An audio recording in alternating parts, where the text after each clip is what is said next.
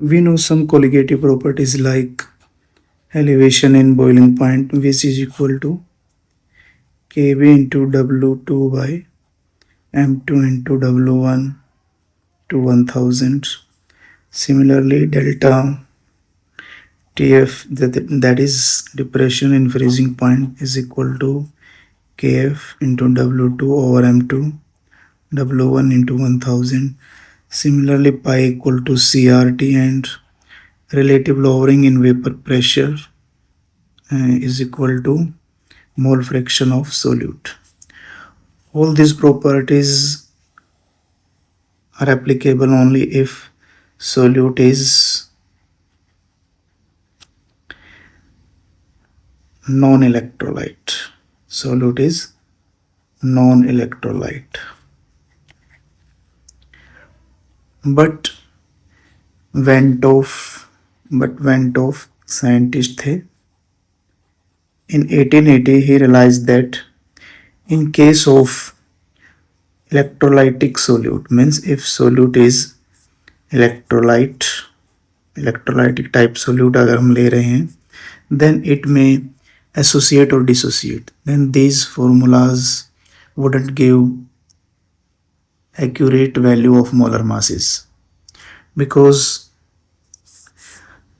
we know actual molar mass by chemical formula, but in case of association, observed molar mass increases. Then in case of association, observed molar mass is higher than actual molar mass, and in case of dissociation,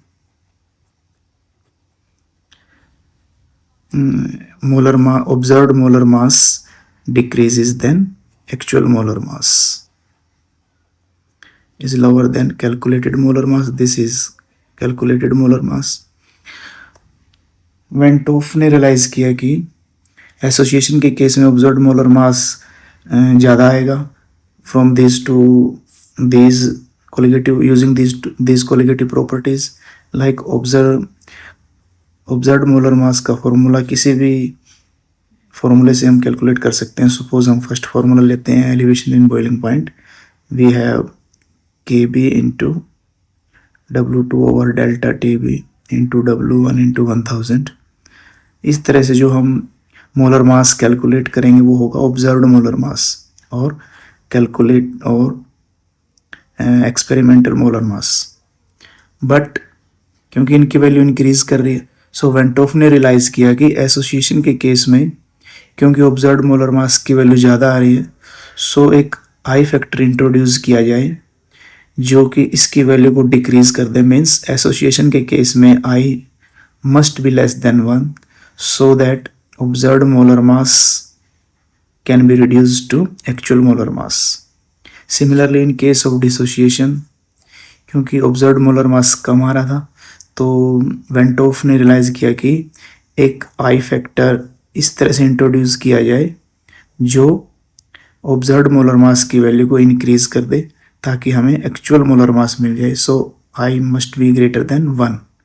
इस तरह से बच्चों जो आई की entry होती है, if solute is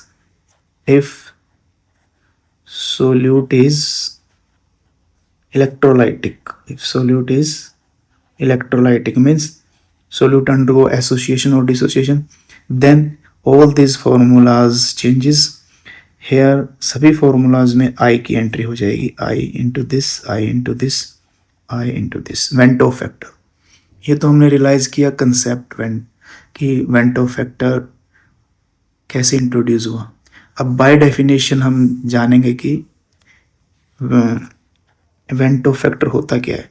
इसको हम 3 डिफरेंट डेफिनेशन से एक्सप्रेस कर सकते हैं. फर्स्ट है normal molar mass divided by observed molar mass.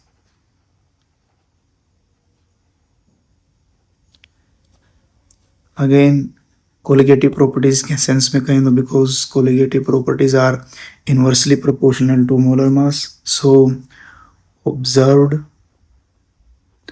colligative property divided by calculated colligative property।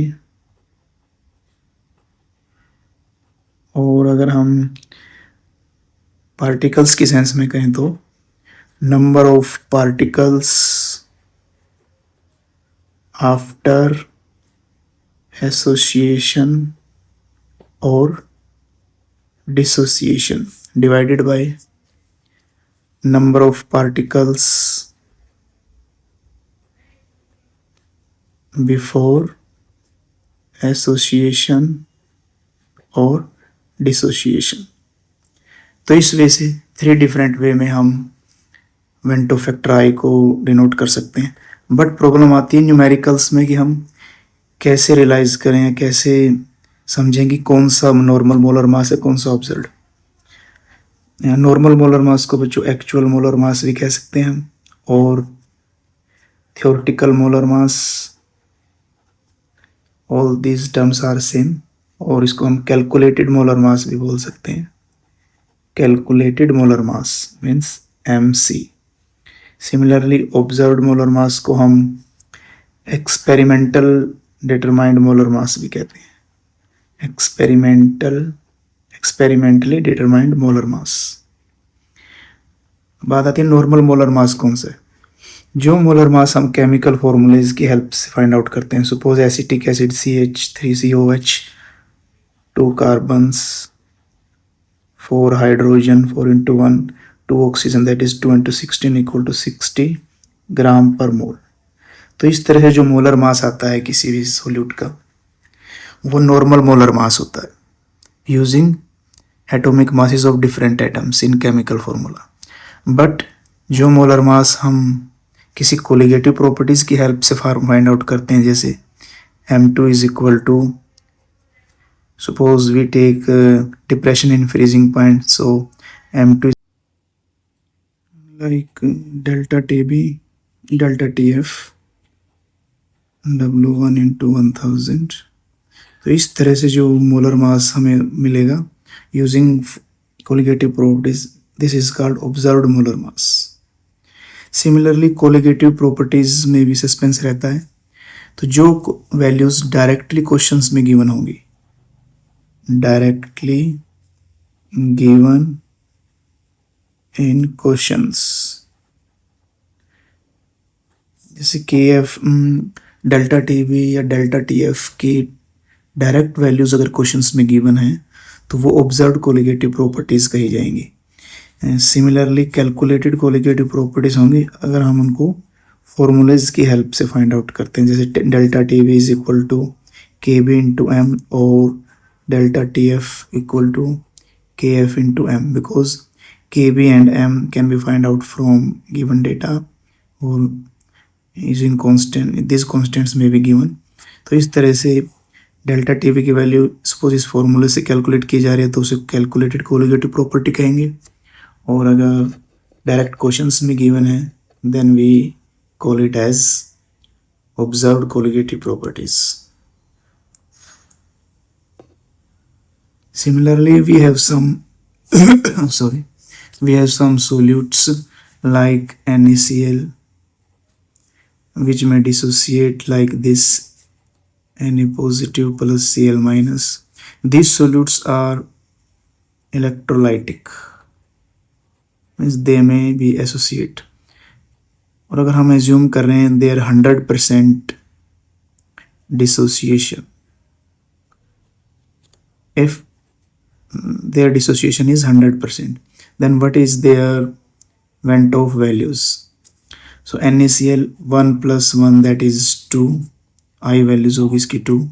Similarly KCl के केस में K positive plus Cl minus that is 1 + 1 2, and similarly sodium phosphate that is Na3 positive plus 1 PO4 3 minus 3 plus 1 that is 4। the same way aluminium sulfate